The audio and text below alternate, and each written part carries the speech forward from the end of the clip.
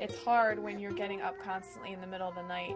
It's just wearing on me. First-time parents Mike and Margie Gunn aren't going to let their 5-month-old son control their nights anymore. It's time for a dose of independence for little Nicholas. I don't want him to get to a point where he's just addicted to just that affection all the time. Their baby's sleep issue isn't going to sleep, it's staying asleep. The Gunns allowed Baby Center to follow their efforts as they teach Nicholas a new way of sleeping through the night, trying the famous and controversial tips in Richard Ferber's book, Solve Your Child's Sleep Problems.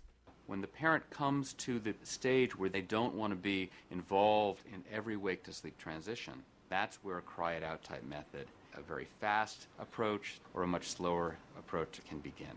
Danny Lewin is a clinical psychologist and director of the Pediatric Behavioral Sleep Medicine Program at Children's National Medical Center in Washington, D.C. Lewin says families should consider several key issues before crying it out.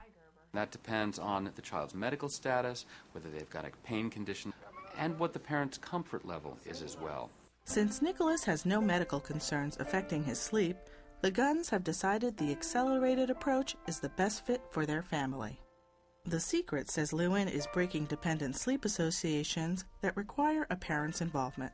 The crutches I'm using would be the music, the pacifier, definitely, nursing him before bed. Mike and Margie Gunn have a plan of attack.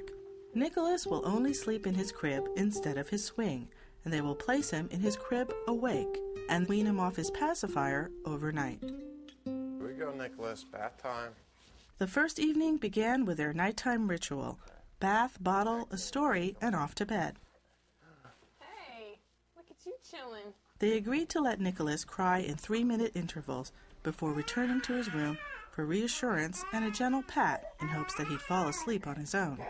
Some children will cry for 30 minutes, some children will cry for an hour and a half. By the third night, the child has a pretty good sense that crying is not going to bring the parent back, and the crying becomes less and less and less. The Gunns persevered, letting Nicholas cry it out only at night as they stretched their visits to 15 minutes apart.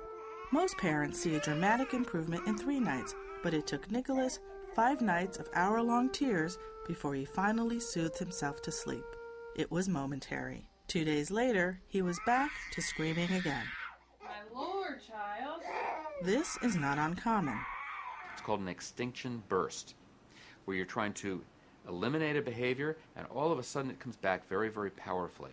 Sometimes it was just that plain, flat crying, and then we go in and then it would be like bloody screaming crying. It became even more complicated when Nicholas cut his first tooth. This is not working.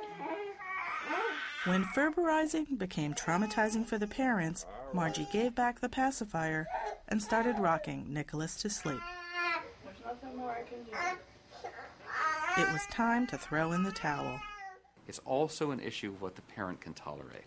If a parent feels that conflicted, then we recommend a more gradual approach. Still, there are some positives. Nicholas's naps now last an hour to an hour and a half, and Mike and Margie are willing to try this again.